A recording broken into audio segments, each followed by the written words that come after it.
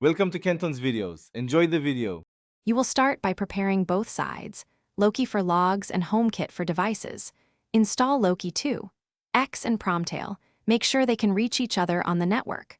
Once done, enable a Homekit bridge in Home Assistant or Node-RED so you can expose virtual accessories. Now create a dedicated label or tenant in Loki to separate HomeKit-related logs. This prevents noise and makes queries faster. Finally, confirm basic connectivity with one test log entry to validate routing.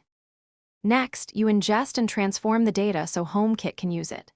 Configure Promtail to tail the HomeKit bridge logs or accept webhook payloads and tag entries with the dedicated label.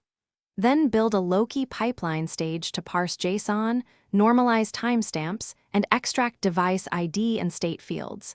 This makes querying deterministic.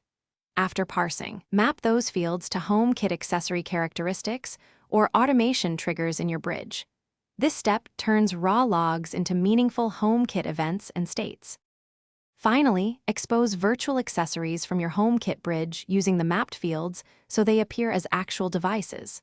Once exposed, test state changes in HomeKit and verify each action by running targeted Loki queries to confirm logs arrive and parsing worked.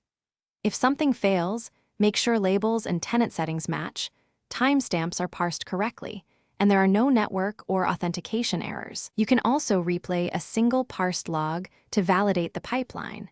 That one troubleshooting check usually.